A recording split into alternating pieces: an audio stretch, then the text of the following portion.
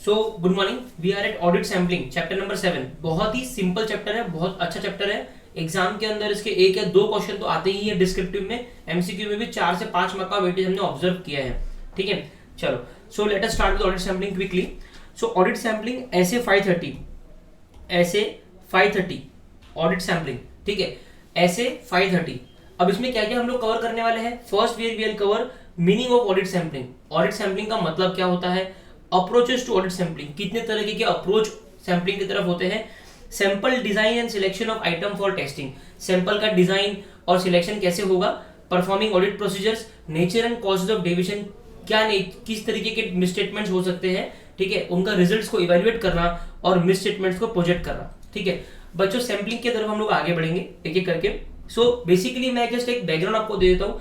Sampling, audit sampling का मतलब ये होता है कि whenever we are going to conduct any audit, ठीक है, and say we are conducting audit of verification of inventories, ठीक है। Now the company is having thousands of inventories, right? A company like ITC Limited, a company like Britannia Limited, they will be having lakhs of biscuits in their inventory. Can you check all the biscuits? Can you check all the biscuits? No. So you have to take some, random basis of checking. So audit sampling का मतलब ये होता है कि जो पूरे 1 lakh biscuit है ना, उसको कहते हैं पॉपुलेशन, और उनमें से कोई भी रैंडम 10,000 उठा के उनको चेक करना, उसको कहते हैं ऑडिट सैम्पलिंग। कि पॉपुलेशन में से सैंपल निकालना और सैंपल के ऊपर पूरे ऑडिट प्रोसीजर अप्लाई करना, और सैंपल का जो रिजल्ट है वो पूरे पॉपुलेशन के रिजल्ट के ऊपर अप्लाई करना। एक करके हम लोग आगे बढ़ते हैं। ठीक है, now as this is the chart revision lecture, ठीक है, कंप्लीट अंडरस्टैंडिंग तो आपको मेन लेक्चर में मिलेंगी। चार्ट रिवीजन लेक्चर का पर्पस ये है कि आपको रिटेंशन करने में इजी हो जाए फ्लो चार्ट के बेसिस पे, एंड 1.5 डेज में आप इस चैप्टर को बहुत क्विकली रिवाइज कर लो। ठीक है, सो हम लोग सबसे फर्स्ट बढ़ते हैं। यहाँ पे आप इसको नंबर 1 दे दीजिए प्लीज। ठीक है, सबसे फर्स्ट हमारा है ऑब्जेक्टिव ऑफ द ऑडिटर। ये ऐसे में ऑडिटर का ऑब्जेक्टिव क्या है। The objective of the auditor when using audit sampling, audit sampling use करने के दौरान ऑडिटर का ऑब्जेक्टिव क्या है, is to provide a reasonable basis for the auditor, ठीक है, to draw conclusions about the population from which the sample is selected. जैसा मैंने कहा, जो 1 लाख बिस्किट थी वो पॉपुलेशन है, उसमें से जो 10,000 सैंपल निकाले हैं उनको सैंपल कहते हैं, राइट। तो ऐसे 530 का ऑब्जेक्टिव क्या है कि it should enable the auditor to form conclusion on the population, ठीक है, by checking the samples. Simple है, is to provide a reasonable basis for the auditor to draw conclusions about what, about the entire population from which the sample is selected, जिसमें the sample को select किया गया। ठीक है, तो objective of the auditor is clear. क्या objective auditor का है कि उसको कंक्लूजन बनाने में मदद करे, ठीक है, सैंपलिंग के दौरान। Now coming to the scope, ठीक है, स्कोप ऑफ ऐसे 530 becomes applicable when the auditor has decided to use audit sampling in performing audit procedure। अभी मान लीजिए आप ब्रिटानिया कंपनी का ऑडिट करने के लिए गए, ठीक है, आपको दिखता है कि 1 लाख इन्वेंट्री है, और आपने सोच लिया कि 1 लाख इन्वेंट्री तो मैं चेक नहीं कर पाऊंगा, ठीक है, मुझे सैंपल बेसिस पे चेक करना है। जैसे आपने ये वर्ड यूज कर लिया कि मुझे सैंपल बेसिस पे चेक करना है, तो ऐसे 530 का दरवाजा ओपन हो गया। मान लीजिए वाइस वर्सा होता, ठीक है, केवल 10,000 इन्वेंट्री होती, तो आप बोलते कि नहीं मैं तो सब सारे बिस्किट चेक कर सकता हूँ, मुझे सैंपल बेसिस पे चेक करने का रिक्वायरमेंट नहीं है क्योंकि क्वांटिटी बहुत कम है। तो जैसे ही आपने सैंपल वर्ड यूज कर लिया, ऐसे 530 का स्कोप ओपन हो गया। ठीक है, this standard deals with auditors use of statistical sampling and non statistical sampling. So 2 तरीके की सैम्पलिंग होते हैं, एक होता है स्टैटिस्टिकल सैम्पलिंग, एक होता है non statistical sampling. Statistical sampling and non statistical sampling, ये दोनों क्या क्या होते हैं हम आगे डिस्कस करने वाले हैं। तो ये हमारा सेकंड पॉइंट कवर हो गया, scope. Now will come to the third point. ठीक है, नाउ दिस इज पॉपुलेशन। ठीक है, हमारे एग्जांपल में पॉपुलेशन क्या है, 1 लाख बिस्किट्स ऑफ ब्रिटानिया, ये हमारे एग्जांपल में पॉपुलेशन है। पॉपुलेशन मतलब जो भी आप चेक कर रहे हो उसकी पूरी चीज मिला के, लाइक आप इन्वेंट्री चेक कर रहे थे, इन्वेंट्री आपने देखा there are 1 lakh biscuits of Britannia, ठीक है, तो ये entire 1 lakh will be called as population, जिसका आप चेकिंग कर रहे हो। ठीक है, population refers to the entire set of data, है ना, entire set of data. Population refers to the entire set of data from which a sample is selected. जो 1 लाख बिस्किट थे उसमें से सैंपल निकाल रहे थे अपन ना, है ना, तो वो 1 लाख बिस्किट को मिला के पॉपुलेशन बोलेंगे जिसमें से सैंपल हम लोग निकालने वाले हैं। Population refers to the entire set of data from which the sample is selected and about which the auditor wishes to draw conclusion. ठीक है, जिसके लिए ऑडिटर को कंक्लूजन ड्रॉ करना है. ऑडिटर वो इन्वेंट्री के पास में क्यों गया था? क्योंकि इन्वेंट्री को लेके ऑडिटर को कंक्लूजन ड्रॉ करना था, है ना. तो पॉपुलेशन क्या है? Population refers to the entire set of data. First चीज entire set of data from which the sample is selected. Second चीज, ठीक है, and from which the auditor wants to draw conclusion. Correct, simple है. तो तीन चीजें में इसका पॉपुलेशन का डेफिनेशन हो जाता है. Now coming to the characteristics of the population.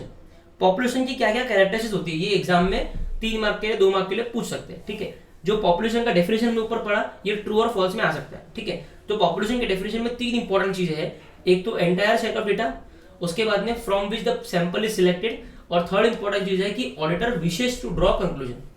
ठीक है, नाउ कैरेक्टरिस्टिक्स ऑफ पॉपुलेशन, इसके अंदर 3 चीजें हैं, अप्रोप्रिएटनेस, कंप्लीटनेस एंड रिलायबल. आप जो पॉपुलेशन में से सैंपल ड्रॉ कर रहे हो, देखो ऐसे 530 is all about drawing sample. Drawing मतलब निकालना, drawing sample from the population. ऐसे 530 is all about drawing samples from the population. तो उस पॉपुलेशन की कैरेक्टरिस्टिक्स क्या होगी वो अभी हम डिस्कस कर रहे हैं. 3 तरह की कैरेक्टरिस्टिक्स होगी. एक होगा अप्रोप्रिएटनेस, एक होगा रिलायबिलिटी, एक होगा कंप्लीटनेस. ठीक है, सबसे पहले देखते हैं अप्रोप्रिएटनेस. अप्रोप्रिएटनेस का मतलब क्या है? Auditor will need to determine, auditor को ये डिटरमाइन करना पड़ेगा, auditor will need to determine that the population from which the sample is drawn. Auditor को ये डिटरमाइन करना होगा कि जो पॉपुलेशन है जिसमें द सैंपल को ड्रॉ करना है, ठीक है, is appropriate for the specific audit objective. ठीक है, क्या वो पॉपुलेशन स्पेसिफिक ऑडिट ऑब्जेक्टिव के लिए अप्रोप्रिएट है क्या? सर इसका मतलब क्या है? बहुत सिंपल सा मतलब है. अगर आपको इन्वेंट्री का चेकिंग करना है, आपको इन्वेंट्री पे कंक्लूजन ड्रॉ करना है, एज एन ऑडिटर आपको इन्वेंट्री पे कंक्लूजन ड्रॉ करना है. ठीक है, और इन्वेंट्री पे कंक्लूजन ड्रॉ करने के लिए आपको इन्वेंट्री का पॉपुलेशन लेना पड़ेगा एंड इन्वेंट्री के पॉपुलेशन में तो सैंपल निकालना पड़ेगा. मान लो आपको इन्वेंट्री का कंक्लूजन निकालना है और आप क्या कर रहे हो, आप डेटर के ऊपर अपना ऑडिट सैंपलिंग अप्लाई कर रहे हो, तो करेक्ट है क्या? क्योंकि वो पॉपुलेशन एप्रोप्रिएट ही नहीं ना. आपको ऑडिट ऑब्जेक्टिव क्या था कि आपको इन्वेंट्री के ऊपर कंक्लूजन ड्रॉ करना है, लेकिन आप सैंपल किसका निकाल रहे हो? डेटर का निकाल रहे हो, ट्रेड डेटर का सैंपल निकाल रहे हो. कोई लिंक है क्या? नहीं. तो वो पॉपुलेशन एप्रोप्रिएट ही नहीं है, तो उससे निकले हुआ कंक्लूजन भी एप्रोप्रिएट नहीं होगा. तो वो सिंपल बोल रहा है. एप्रोप्रिएटनेस में क्या बोल रहा है? Auditor will need to determine that the population from which the sample is drawn is appropriate for the specific audit objective. आपका जो ऑडिट ऑब्जेक्टिव है उसके लिए वो पॉपुलेशन एप्रोप्रिएट होना चाहिए. तो ये पहला हो गया एप्रोप्रिएटनेस. सेकंड हो गया completeness. Population also needs to be complete.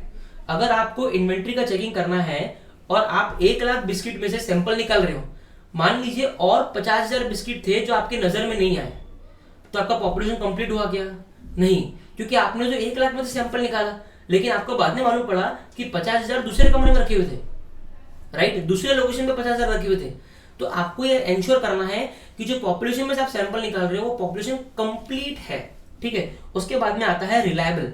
When performing the audit sampling, the auditor performs audit procedures that to ensure that the information upon which the audit sampling is performed is sufficiently complete and accurate.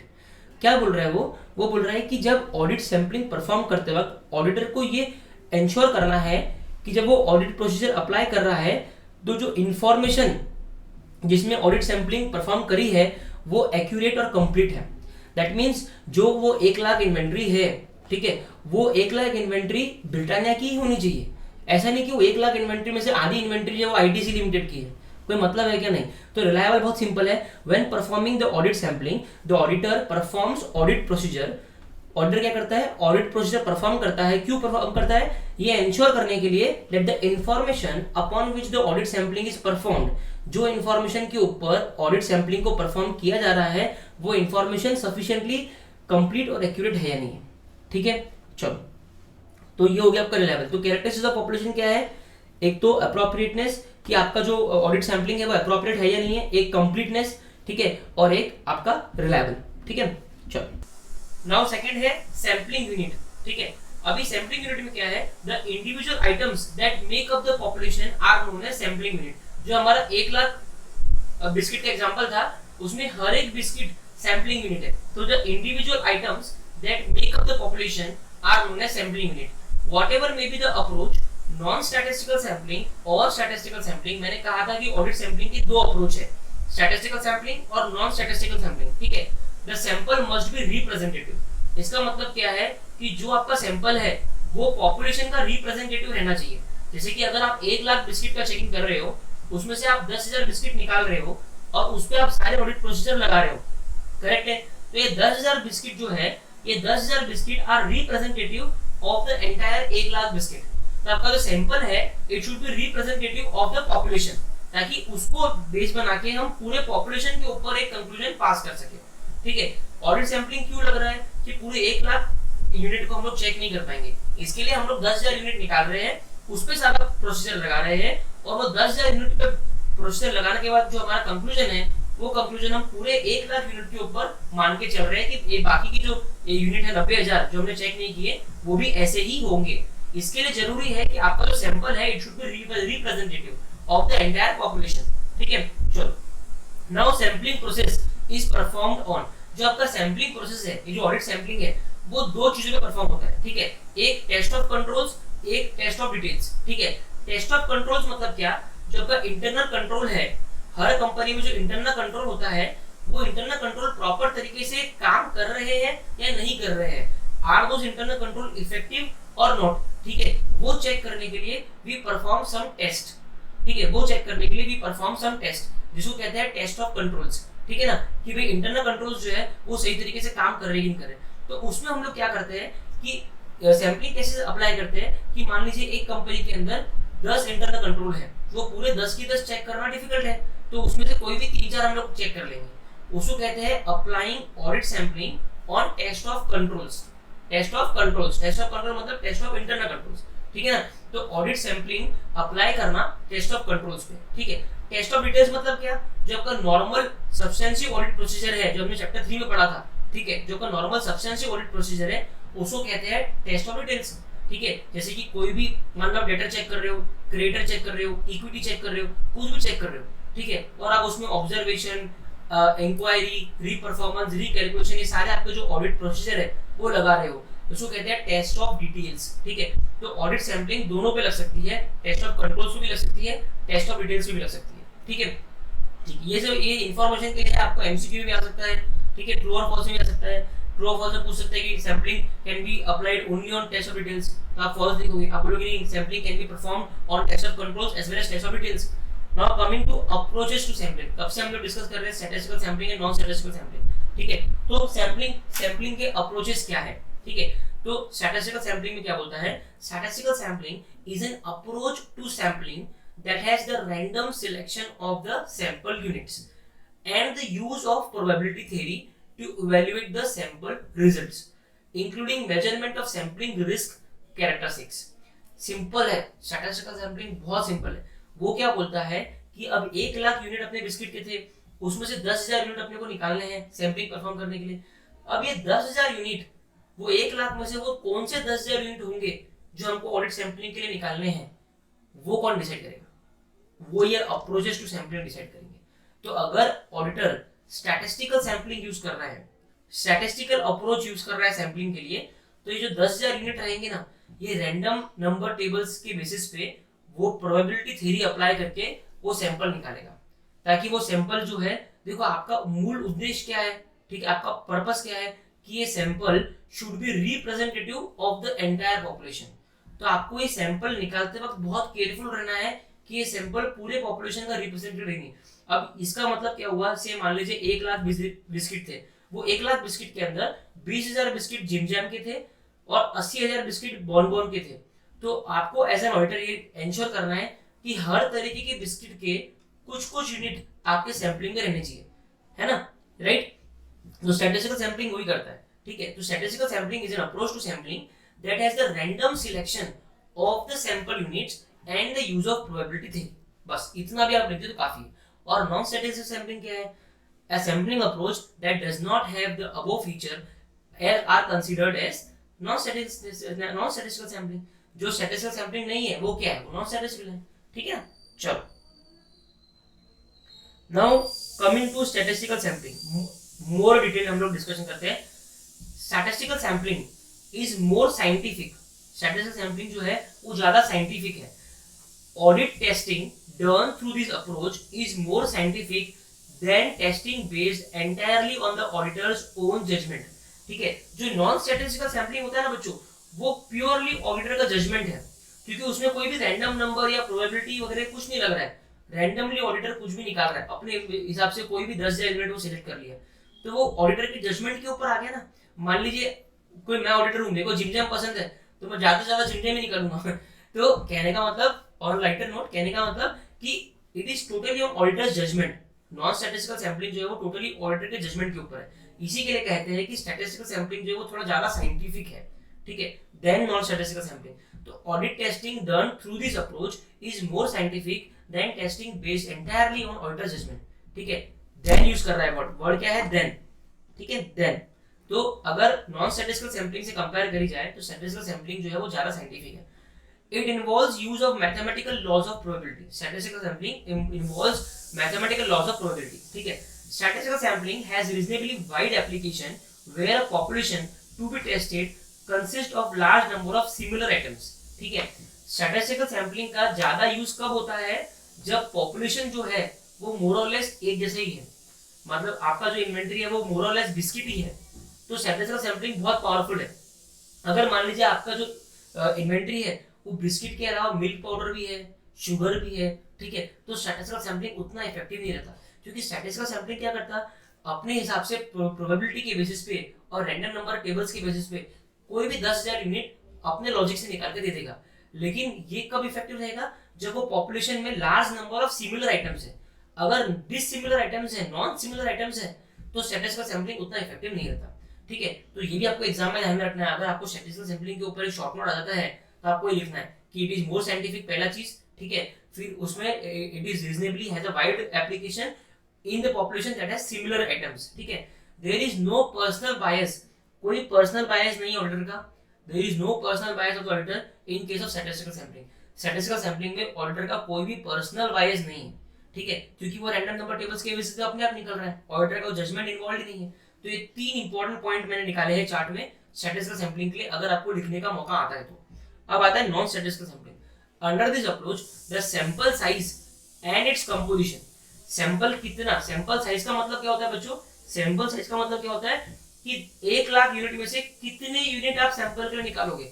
10,000 तो मैंने randomly बोल दिया, हो सकता है कोई auditor 10,000 की जगह 20,000 निकाले, कोई 30,000 निकाले, कोई 40,000 निकाले। तो सैंपल साइज मतलब कि how much units you are selecting from the population, correct है, सिंपल है।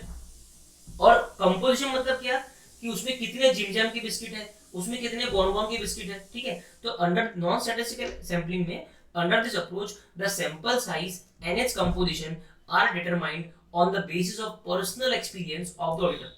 ऑडिटर के पर्सनल एक्सपीरियंस और ऑडिटर के नॉलेज के ऊपर सैंपल निकलता है। तो ये पहला इंपॉर्टेंट पॉइंट हो गया नॉन स्टैटिस्टिकल सैम्पलिंग का। दूसरा क्या है, the non statistical sampling is criticised on the grounds that it is neither objective not scientific. बहुत सारे लोग नॉन स्टैटिस्टिकल सैम्पलिंग को क्रिटिसाइज करते हैं कि इसमें कोई ऑब्जेक्टिव भी नहीं है और ये साइंटिफिक भी नहीं है, रैंडमली निकल रहा है, ठीक है। तो ये सेकंड पॉइंट हो गया। थर्ड पॉइंट क्या है, the expected degree of objectivity can not be assured in non-statistical sampling because the risk of personal bias in selection of sample items cannot be eliminated। वो बोल रहा है कि अगर आप non-statistical sampling यूज कर रहे हो तो ये आपकी कितनी ऑब्जेक्टिविटी है, ऑडिटर की कितनी ऑब्जेक्टिविटी है, वो हम लोग अश्योर नहीं कर सकते, क्योंकि बहुत सारा पर्सनल बायस उसमें इन्वॉल्व है नॉन स्टैटिस्टिकल सैम्पलिंग में। क्योंकि नॉन स्टैटिस्टिकल सैम्पलिंग जो है वो प्योरली बेस्ड है ऑडिटर के पर्सनल एक्सपीरियंस और उसके नॉलेज के ऊपर, ठीक है ना।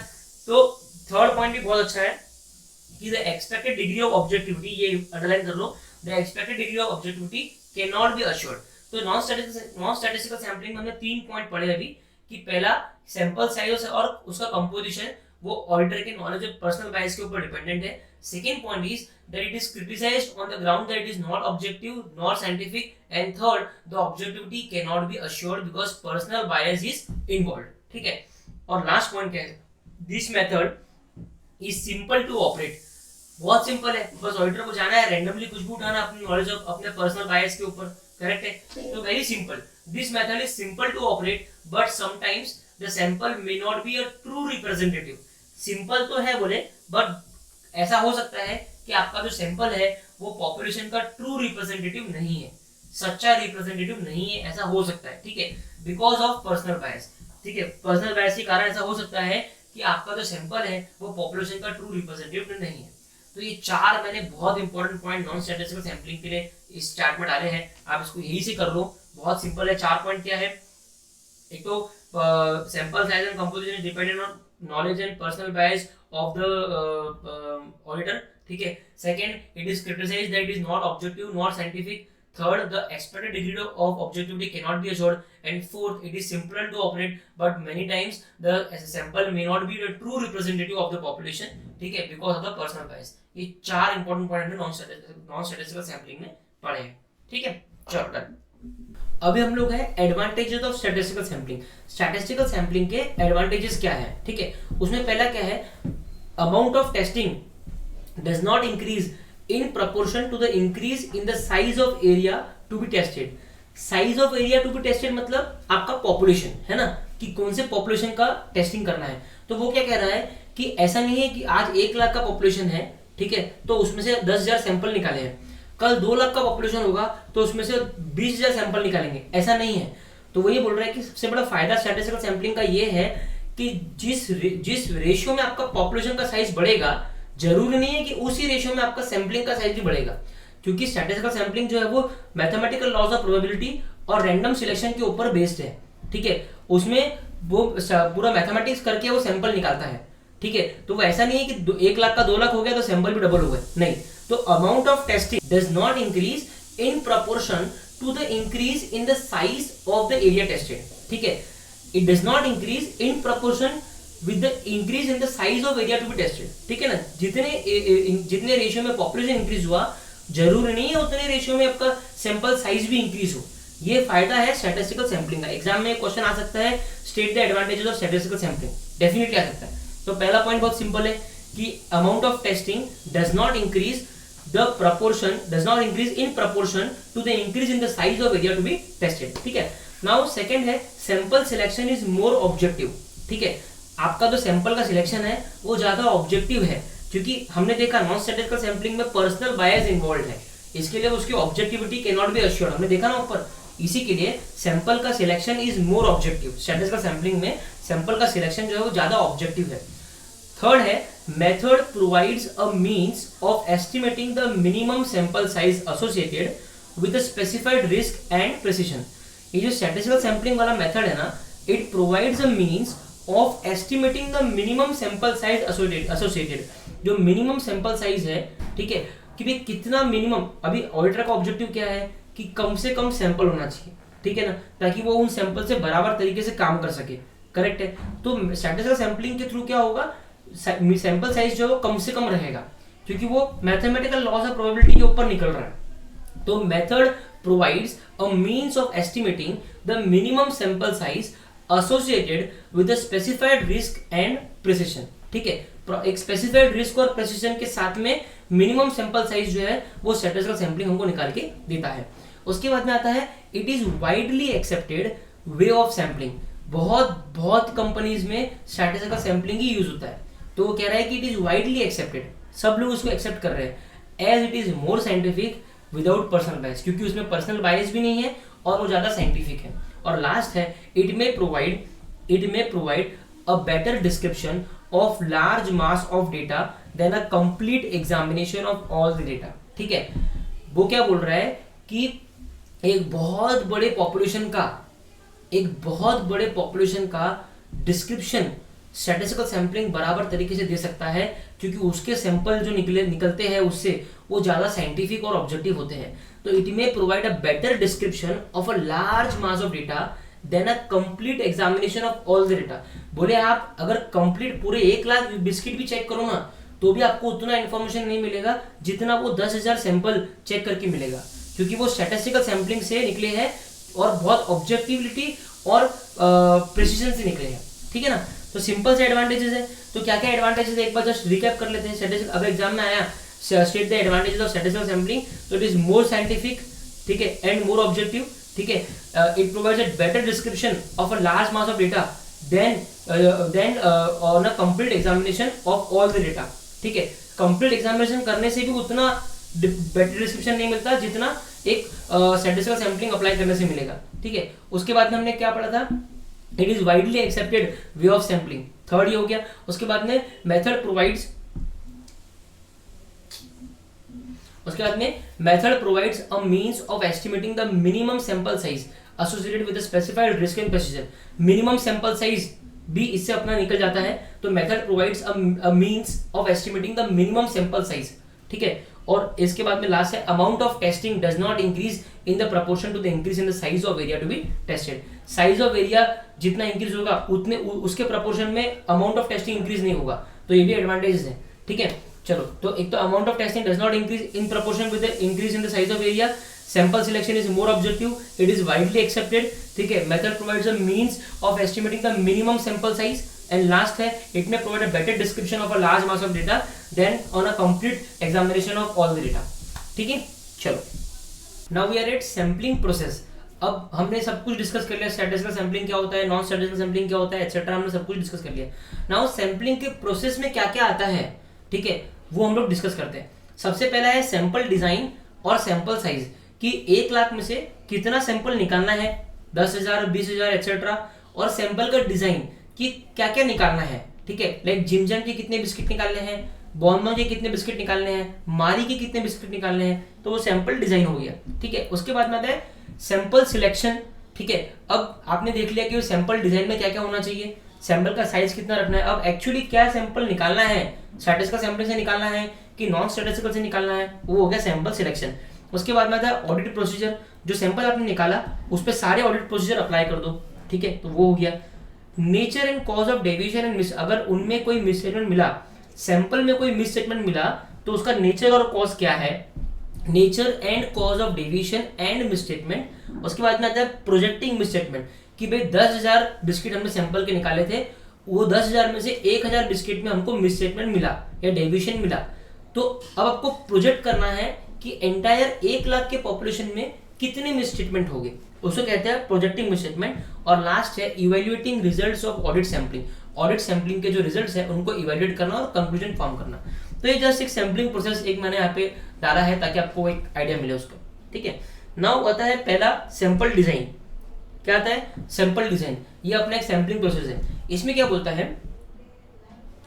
When designing an audit sample, audit sample design करते वक्त the auditor's consideration includes the specific purpose to be achieved, ठीक है। मैं सैंपलिंग क्यों कर रहा हूं, मेरा पर्पस क्या है, तो सैंपल डिजाइन करते वक्त ऑडिटर कंसीडर करता है क्या स्पेसिफिक पर्पस उसको अचीव करना है, ठीक है। When designing an audit sample the auditor's consideration includes the specific purpose to be achieved, क्या स्पेसिफिक पर्पस अचीव करना है उसको ध्यान में रख के सैंपल डिजाइन निकलता है। And the combination of audit procedures that is likely to be achieve likely to best achieve that purpose, ठीक है। और क्या कॉम्बिनेशन ऑफ ऑडिट प्रोसीजर लगा सकते हैं, ठीक है, जिससे हमारा वो जो पर्पस है वो बेस्ट तरीके से अचीव हो जाए, सिंपल है। तो when designing an audit sample the auditor's consideration includes the specific purpose for which the audit sampling is used, ठीक है, and the combination of audit procedures to be applied, ठीक है।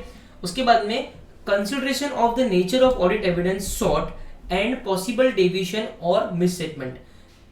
ऑडिट सैंपल डिजाइन करते वक्त ये point auditor को ध्यान में रखना है, हम लोग अभी वो डिस्कस कर रहे हैं।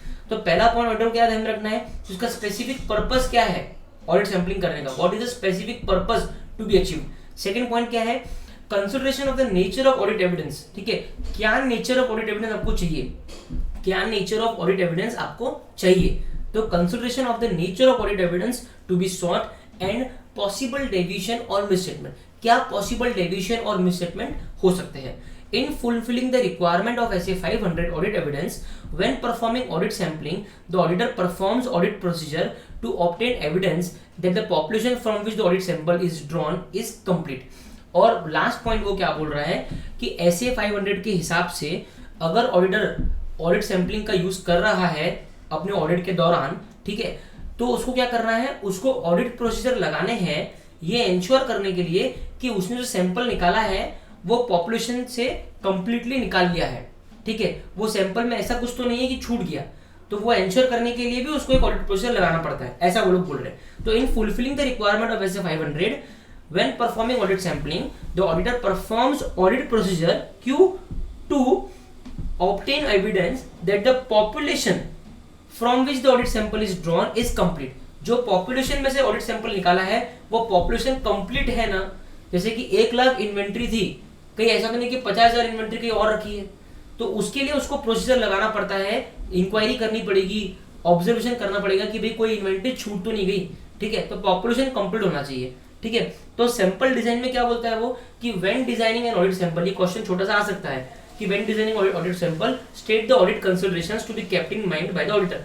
तो क्या क्या है, पहला तो specific purpose to be achieved, दूसरा है nature of audit evidence to be sought, क्या ऑडिट एविडेंस आपको चाहिए, पहला है आपका स्पेसिफिक पर्पस क्या है और आपको क्या कॉम्बिनेशन ऑफ ऑडिट प्रोसीजर लगाने हैं, और थर्ड है कि as per SA 500 audit evidence audit sampling perform करते वक्त the auditor performs audit procedure to obtain evidence that the population from which sample is drawn is complete. उसके बाद में आता है if expected rate of deviation. Now देखो हम लोग क्या कर रहे हैं, हम लोग ऑडिट सैंपलिंग कर रहे हैं, तो हम क्या कर रहे हैं, हम 1,00,000 यूनिट में से 10,000 यूनिट निकाल रहे हैं सैंपल बोल के, उन सैंपल पे सारा प्रोसीजर अप्लाई कर रहे हैं और उस सैंपल में जितने भी डेविएशन और मिसस्टेटमेंट आए उनको यूज करके हम एक प्रोजेक्शन कर रहे हैं कि पूरे पॉपुलेशन में कितने मिसस्टेटमेंट होंगे, उसी का पर्पस है ना audit sampling.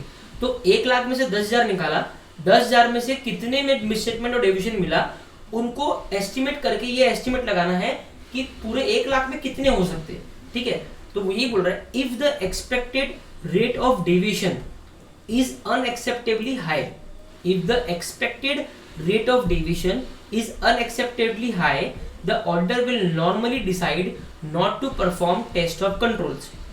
Similarly, for test of details, the auditor makes an assessment of the expected misstatement in the population. If the expected misstatement is high, 100% examination or use of large sample size may be appropriate when performing test of details. क्या बोलता है वो कि audit sampling चालू करने के पहले auditor अपना एक एक्सपेक्टेड रेट ऑफ डेविएशन निकाल लेता है कि यार मेरे को लगता है ना कि 1,00,000 यूनिट में ना 20% में मिसस्टेटमेंट होगा, ठीक है। तो आपका अगर expected rate of deviation unacceptably high है ना, तो आप टेस्ट ऑफ कंट्रोल्स पे आपका काम होने वाला नहीं है, क्योंकि टेस्ट ऑफ कंट्रोल्स में तो आप इंटरनल कंट्रोल्स का चेकिंग करोगे, ठीक है, उससे तो सिर्फ इंटरनल कंट्रोल्स कैसे हैं, अच्छे हैं बुरे हैं उसका चेकिंग होगा। अगर इंटरनल कंट्रोल्स अच्छे हैं तो मिसस्टेटमेंट कम से कम रहेंगे, राइट, क्योंकि इंटरनल कंट्रोल्स के कारण मिसस्टेटमेंट हो नहीं पाएंगे, राइट। लेकिन अगर आपका एक्सपेक्टेड रेट ऑफ डेविएशन बहुत हाई है तो टेस्ट ऑफ कंट्रोल्स मत करो, टेस्ट ऑफ डिटेल्स करो, क्योंकि टेस्ट ऑफ डिटेल्स के अंदर आप पूरा इन डेप्थ टेस्टिंग करोगे, आप पूरे यूनिट्स पे टेस्टिंग करोगे। टेस्ट ऑफ कंट्रोल्स में आप केवल इंटरनल कंट्रोल्स पे टेस्टिंग करोगे, लेकिन टेस्ट ऑफ डिटेल्स में आप वो पूरे 1,00,000 यूनिट जो सैंपल आपके जो पॉपुलेशन के हैं उन पे आप अपना ऑडिट प्रोसीजर अप्लाई करोगे, उनमें से आप सैंपल निकाल के सैंपल से अपना ऑडिट प्रोसीजर अप्लाई करोगे। लेकिन अगर मान लीजिए एक्सपेक्टेड रेट ऑफ डेविएशन अगर कम होता, मान लीजिए 5% 10% आप एक्सपेक्टेड रेट ऑफ डेविएशन आपका कम होता, अगर कम है तो वो 1,00,000 पॉपुलेशन में से सैंपल निकालने का काम ही नहीं है। आप बस टेस्ट ऑफ कंट्रोल्स कर लो और टेस्ट ऑफ कंट्रोल्स में अगर आपका रिजल्ट पॉजिटिव है, इंटरनल कंट्रोल अच्छे हैं, तो बस आप अपना रिपोर्ट बना सकते हैं, कोई भी पॉपुलेशन का सैंपल निकाल के चेकिंग करने का रिक्वायरमेंट नहीं है, ठीक है। वो टेस्ट ऑफ कंट्रोल्स तक आपका काम हो जाएगा। तो फर्स्ट स्टेप क्या है, टेस्ट ऑफ कंट्रोल्स है। सेकेंड स्टेप क्या है, टेस्ट ऑफ डिटेल्स है। टेस्ट ऑफ डिटेल्स में क्या होगा, आप पॉपुलेशन में से सैंपल निकालोगे, पूरा स्टैटिस्टिकल सैंपलिंग या नॉन स्टैटिस्टिकल सैंपलिंग अप्लाई करके पूरा आपका प्रोसीजर करोगे। और टेस्ट ऑफ कंट्रोल्स में क्या होगा, केवल इंटरनल कंट्रोल्स का टेस्टिंग होगा। तो अगर आपका expected rate of deviation is unacceptably high तो टेस्ट ऑफ कंट्रोल्स करके मतलब ही नहीं है, आपको टेस्ट ऑफ डिटेल्स में जाना पड़ेगा।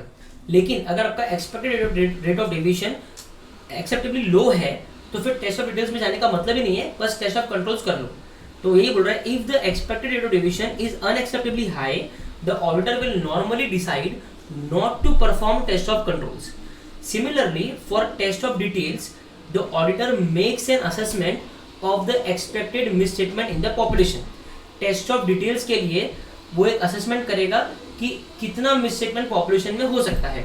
If the expected misstatement is high, अगर एक्सपेक्टेड मिसस्टेटमेंट हाई है तो 100% एग्जामिनेशन और use of large sample size में बी अप्रोप्रिएट। अगर उसका एक्सपेक्टेड मिसस्टेटमेंट पॉपुलेशन का बहुत हाई, वो बोलता है कि यार 80% चीजें इसमें मिसस्टेटमेंट होने वाले हैं, ठीक है, 80% यूनिट्स में मिसस्टेटमेंट होने ही वाले हैं, तो फिर आप सैंपल निकालो मत, पूरे 100% को चेक करो, या फिर आप बड़ा सैंपल साइज यूज करो, ठीक है। बस वो ये बोल रहा है, ठीक है ना सर। इसका क्या यूज है, ये आपको केवल समझाने के लिए, क्योंकि एमसीक्यू में आ सकते हैं, ठीक है ना। चलो यस, सो अभी हम लोग है स्ट्रैटिफिकेशन के ऊपर। अब हमने अभी देखो ये ऊपर का एक बॉक्स मैंने छोड़ा, ये बाद में आप पढ़ लेना, क्योंकि उसके लिए मेरे को नीचे का आपको पढ़ाना पड़ेगा। नाउ हम लोग आते हैं स्ट्रैटिफिकेशन। आपने पढ़ा होगा स्ट्रैटिफिकेशन और वैल्यू वेटेड सैंपलिंग, ये दो तरह के और इसमें तरीके होते हैं, ठीक है। अब स्ट्रैटिफिकेशन क्या होता है, बहुत ईजी है। Dividing a population into discrete sub population. 1 lakh unit थे, है ना, 1 लाख यूनिट में जिमजम के बिस्किट भी होंगे, बॉनबॉन के बिस्किट भी होंगे, मारी के बिस्किट भी होंगे, पार्ले जी के बिस्किट भी होंगे, मान लीजिए 4 अलग अलग तरीके के बिस्किट है। तो पूरे पॉपुलेशन को कैरेक्टरिस्टिक्स के हिसाब से अलग अलग पॉपुलेशन में बांट देना। जैसे कि 10,000 जिमजम के थे, उसको अलग निकाल दो, 10,000 पार्ले जी के थे, उसको अलग निकाल दो, ऐसा। Dividing the population into discrete sub population which have identifying characteristics is called as stratification। तो आइडेंटिफाइंग कैरेक्टरिस्टिक्स के हिसाब से सब पॉपुलेशन में डिवाइड करना is called as stratification। each subpopulation is called as stratum। each subpopulation is called as stratum and units under those subpopulation are referred to as strata। ठीक है, तो ये जो हमने 10,000 जिमजम का बना दिया, 10,000 पार्ले जी का बना दिया, इसको कहते हैं स्ट्रेटम। क्या कहते हैं, स्ट्रेटम। और इसके अंदर जो एक एक बिस्किट का यूनिट है ना, एक एक जिमजम को कहा जाएगा स्ट्रेटा। सिंपल है, ठीक है। तो स्ट्रैटिफिकेशन क्या है, dividing the population into discrete sub population on the basis of identifying characteristics. चलो अब इसमें क्या है, पहला पॉइंट स्ट्रैटिफिकेशन के ऊपर शॉर्ट नोट आ सकता है एग्जाम पे, तो शॉर्ट नोट आएगा तो पहले आप डेफिनेशन लिखोगे और फिर ये नीचे के 3 पॉइंट लिखोगे। पहला पॉइंट क्या है, audit efficiency may be improved if the auditor stratifies a population by dividing into discrete sub population which have identifying characteristics. तो आपकी ऑडिट की एफिशिएंसी इंप्रूव हो जाएगी। कैसे, क्योंकि आप उसमें से यूनिट निकाल सकते हो ना। आप जो 1 लाख यूनिट में से 10,000 निकाल रहे थे एज ए सैंपल, तो अभी आपका और प्रॉपर हो गया ना कि आप जिमजम के आपने कुछ निकाल लिए, कुछ पार्ले जी के सैंपल निकाल लिए, कुछ बॉनबॉन का सैंपल निकाल लिए, तो आपकी ऑडिट की एफिशिएंसी इंक्रीज होगी। ठीक है, आपका जो सैंपल रहेगा वो बहुत अच्छा और ऑब्जेक्टिव रहेगा, है ना, क्योंकि आपका ऑब्जेक्टिव क्या था कि पूरे पॉपुलेशन का सही तरीके से टेस्टिंग हो जाना चाहिए। तो अगर आपने हर एक स्ट्रेटम में से सैंपल निकाल लिया तो ऑटोमेटिकली पूरा पॉपुलेशन सही तरीके से टेस्ट हो गया। तो audit efficiency may be improved if the auditor stratifies a population by dividing into sub population which have identifying characteristics. Second क्या है, the objective of stratification is to reduce the variability of items within each stratum. Stratification का objective क्या है कि हर एक stratum जो है, हर एक स्ट्रेटम मतलब जो सिमिलर कैरेक्टरिस्टिक्स का जो बना था जिमजम का, पार्ले जी का, तो स्ट्रेटिफिकेशन का ऑब्जेक्टिव क्या है, is to reduce the variability of items within each stratum. हर एक स्ट्रेटम में जो भी आइटम्स है ना, उनकी आपस में वेरिएबिलिटी रिड्यूस करना है। ठीक है, क्योंकि वो जितने सिमिलर हो ना उतना अच्छा है। ठीक है, तो is to reduce the variability of items within each stratum and therefore allows sample size to be reduced without increasing the sample risk। ठीक है, तो इसके कारण क्या होगा, सैंपल का साइज कम हो सकता है। क्यों, क्योंकि अगर मान लीजिए 10,000 जिमजम है, हम लोग अलग कर दिए, उसमें से अगर हम 100 भी निकालेंगे तो हमारा पर्पस सॉल्व हो जाएगा, क्योंकि 10 के 10,000 जिमजम की कैरेक्टरिस्टिक्स तो एकदम सेम होगी ना। तो इसके लिए ही ये स्ट्रेटिफिकेशन करने से फायदा क्या होता है, सैंपल साइज तो कम कर सकते हैं लेकिन सैंपलिंग रिस्क कम नहीं होगा। ठीक है, सैंपलिंग रिस्क जो है वो बढ़ेगा नहीं, क्योंकि क्या होता है बच्चों, अगर सैंपल साइज ज्यादा है तो सैंपलिंग रिस्क कम है।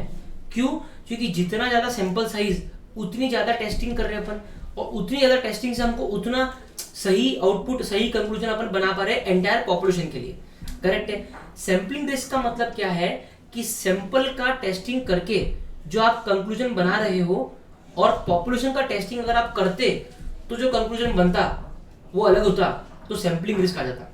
इसका मतलब क्या है, मैं और सिंपल तरीके से आपको बताता हूँ कि अगर आपने सैम्पलिंग 10,000 सैंपल निकाले 1 लाख यूनिट में से, ठीक है, और 10,000 सैंपल निकालने के बाद में आपने बोला कि हाँ there is no material misstatement, लेकिन जो बचे हुए 90,000 है उसमें शायद कोई मटेरियल मिसस्टेटमेंट था, तो आपका सैंपलिंग रिस्क आ गया कि सैंपल के बेसिस पे जो आपने कंक्लूजन पास किया वो गलत है, क्योंकि सैंपल के बेसिस पे आप कंक्लूजन पूरे पॉपुलेशन का पास कर रहे हो, है ना। सैंपल के बेसिस पे जो आपने कंक्लूजन निकाला वो पूरे पॉपुलेशन के ऊपर आप पास कर रहे हो कि हाँ इस पूरे पॉपुलेशन में कोई मिसस्टेटमेंट नहीं है, क्योंकि इन सैंपल में कोई मिसस्टेटमेंट नहीं है। लेकिन सैंपलिंग रिस्क क्या होता है कि आपने सैंपल के ऊपर जो कंक्लूजन पास किया वो गलत है, पॉपुलेशन में मिसस्टेटमेंट है, लेकिन आप बोल रहे हो सैंपल के बेसिस पे आपको मालूम पड़ा कि कोई मिसस्टेटमेंट नहीं है और आपने बोल दिया कि पॉपुलेशन में कोई मिसस्टेटमेंट नहीं है, लेकिन हालांकि पॉपुलेशन में मिसस्टेटमेंट था। इसको कहते हैं सैंपलिंग रिस्क। तो इसको मिटिगेट करने के लिए, इसको कम करने के लिए ऑडिटर क्या करते हैं, ज्यादा से ज्यादा सैंपल निकालते हैं, ताकि जितने ज्यादा सैंपल टेस्ट करेंगे उतना ही चांसेस ऑफ सैंपलिंग रिस्क कम होगा, राइट। अगर 10,000 चेक करोगे तो एक आंकड़ा है, अगर आप 20,000 चेक करोगे तो सैंपलिंग रिस्क कम हो जाएगा क्योंकि आप ज्यादा चीज चेक कर रहे हो। अगर आप 30,000 चेक करोगे तो सैंपलिंग रिस्क और कम होगा। अगर आप 40,000 चेक करोगे तो सैंपलिंग रिस्क और कम होगा, है ना। जितना ज्यादा सैंपल उतना सैंपलिंग रिस्क कम हो जाएगा। लेकिन स्ट्रैटिफिकेशन यूज करने से फायदा क्या होता है कि आपका सैंपल साइज भी कम हो जाता है, क्योंकि आपने स्ट्रैटम में बांट दिए, पूरे पॉपुलेशन को अलग अलग स्ट्रैटम में बांट दिया, और वो स्ट्रैटम क्या है, they are identifying characters, they are units of identifying characteristics. तो अगर 10,000 जिमजम की बिस्किट है उसमें से 100 भी चेक कर लूँ तो पूरे 10,000 चेक हो जाएंगे, करेक्ट ना।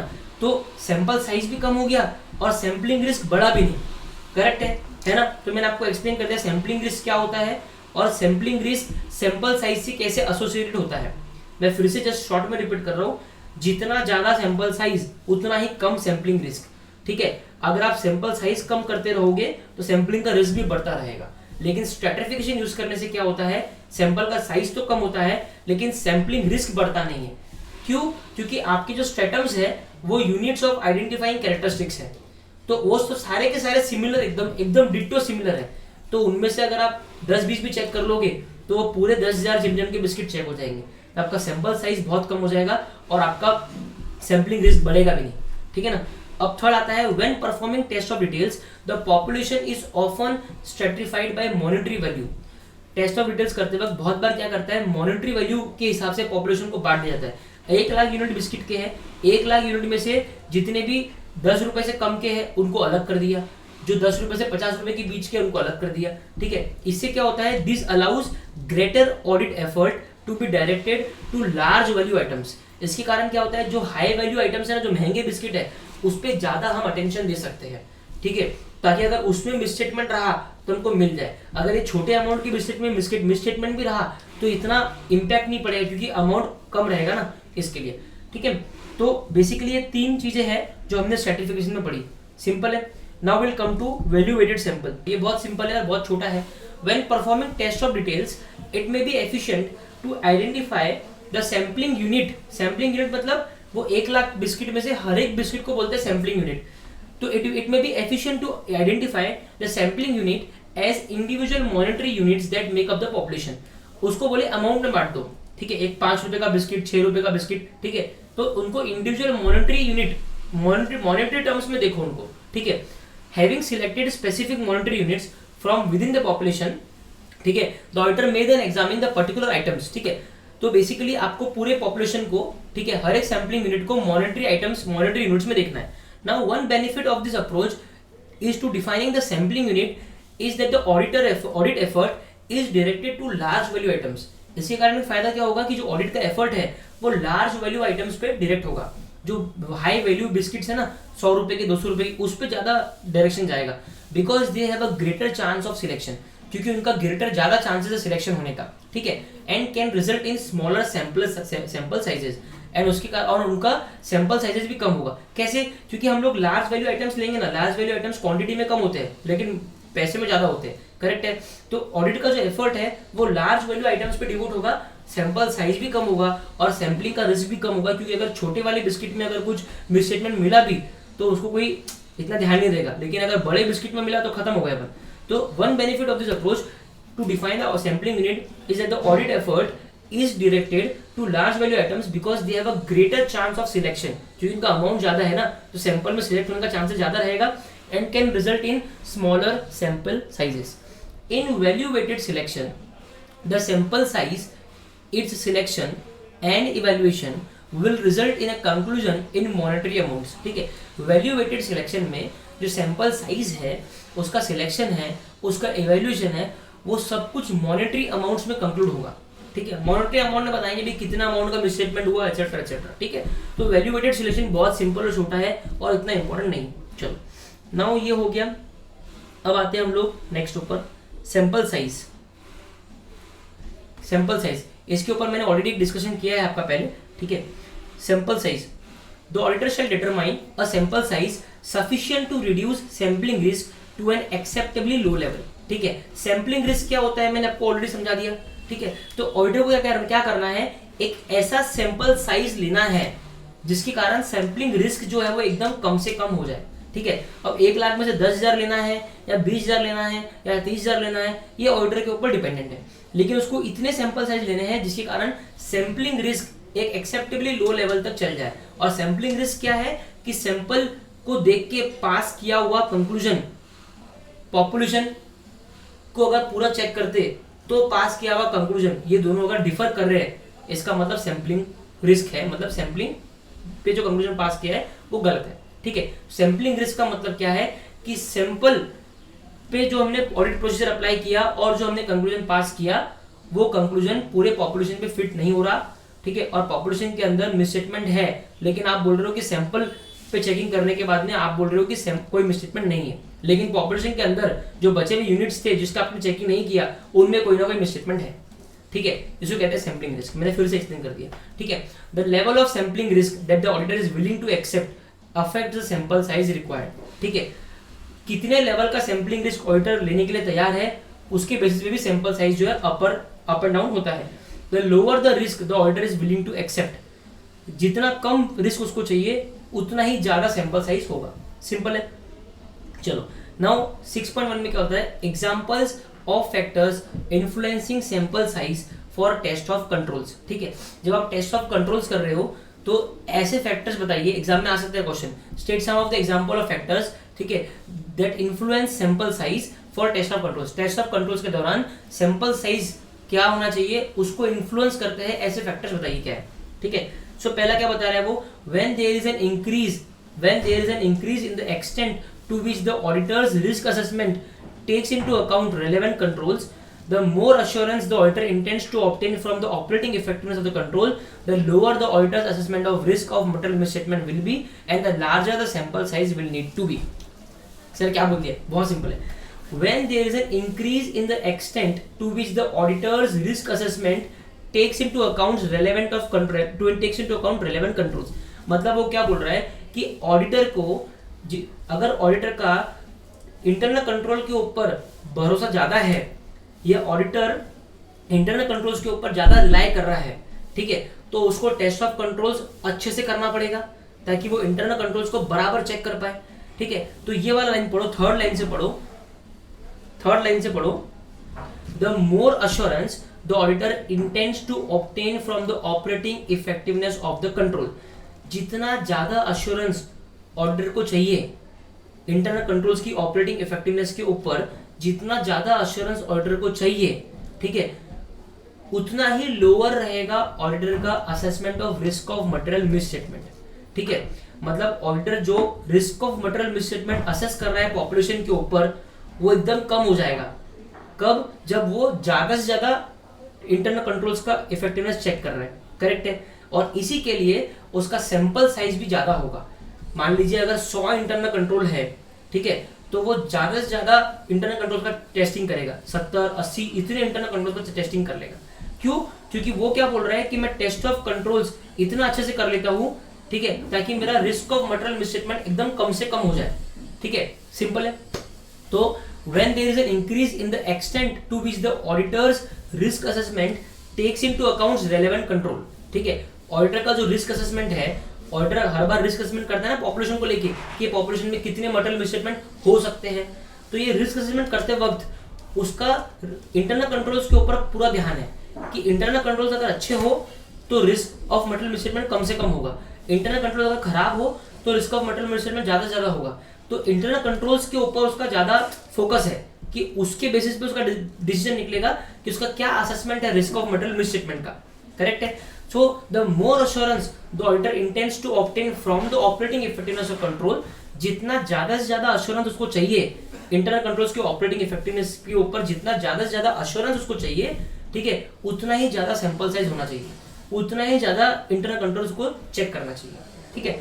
सेकंड पॉइंट क्या है, other things being equal the greater the reliance the auditor places on the operating effectiveness of control, बाकी सब चीज भूल जाओ, बोल रहे हो the greater the reliance the auditor places on the operating effectiveness of control, जितना ज्यादा वो रिलाय करेगा इंटरनल कंट्रोल्स की ऑपरेटिंग इफेक्टिवनेस के ऊपर, the greater is the extent of the auditor's test of control, उतना ही ज्यादा टेस्ट ऑफ कंट्रोल्स उसको करना पड़ेगा ताकि वो ये जान पाए कि इंटरनल कंट्रोल्स इफेक्टिवली ऑपरेट कर रहे हैं या नहीं कर रहे, ठीक है। So other things being equal, the greater the reliance the auditor places on the operating effectiveness of control, the greater is the extent of auditor's test of controls. उसके बाद में आता है, if there is an increase in the tolerable rate of deviation then the sample size will decrease. Tolerable rate of deviation मतलब क्या, कि कितना deviation होता है, डेविएशन मतलब क्या कि सैंपल पे निकाला हुआ कंक्लूजन और पूरे पॉपुलेशन पे अगर हम निकालते तो जो कंक्लूजन निकलता उनमें जो डेविएशन है ये एकदम ही मिनिमम रहना चाहिए, करेक्ट है ना, कि आपने जो सैंपल पे बोला वही पूरे पॉपुलेशन पे एप्लीकेबल होना चाहिए। लेकिन टॉलरेबल रेट ऑफ डेविएशन मतलब क्या कि भी ठीक है, अगर 10-20% अगर डेविएशन चेंज हुआ ना तो उनको चल जाएगा, कोई प्रॉब्लम नहीं है, ठीक है। तो अगर मान लीजिए 10,000 बिस्किट आपने सैंपल के निकाले तो 90,000 जो है पॉपुलेशन में आज भी प्रेजेंट है जिन पे आपने चेकिंग नहीं करी। अब आपका टॉलरेबल रेट ऑफ डेविएशन क्या है कि 90,000 में से अगर 8-9,000 ऐसे बिस्किट है जिनमें मिसस्टेटमेंट होगा तो वो चल जाएगा। तो आपका टॉलरेबल रेट ऑफ डेविएशन अगर इंक्रीज होता है, ठीक है, तो आपका जो सैंपल साइज है वो डिक्रीज होगा। क्यों? क्योंकि आपको फर्क नहीं पड़ता ना, अगर आपका टॉलरेबल रेट ऑफ डेविएशन बढ़ गया, ठीक है, इसका मतलब अगर 9,000 की जगह 18,000 बिस्किट में भी प्रॉब्लम निकला तो आपको फर्क नहीं पड़ने वाला है, तो आप सैंपल साइज क्यों बढ़ाओगे? क्योंकि आपका टॉलरेबल रेट ऑफ डेविएशन बढ़ गया ना, सैंपल साइज बढ़ाने का नहीं। सैंपल साइज कब बढ़ाएंगे अपन? जब अपने को टॉलरेबल रेट ऑफ डेविएशन कम करना है, तो अपन सैंपल साइज बढ़ा के ज्यादा टेस्टिंग करेंगे, ज्यादा सैंपल चेक करेंगे और ज्यादा एक्यूरेट रिजल्ट निकाल पाएंगे, ठीक है। लेकिन अगर टॉलरेबल रेट ऑफ डेविएशन आप बढ़ाते हो तो सैंपल साइज आपको बढ़ाने का नीड नहीं है। तो if there is an increase in the tolerable rate of deviation then the sample size will decrease, as lower the tolerable rate of deviation larger the sample size needs to be. Simple है। तो ये सब है ना concept, ये chapter 7 में MCQ perspective से या ट्रू और फॉल्स के पर्सपेक्टिव से इंपॉर्टेंट हो जाते हैं, ठीक है। तो ये आपको समझ गया कि टॉलरेबल रेट ऑफ डेविएशन जो है वो अगर ज्यादा रहेगा सैंपल साइज कम रहेगा, टॉलरेबल रेट ऑफ डेविएशन अगर कम रहेगा तो सैंपल साइज ज्यादा रहेगा, ठीक है।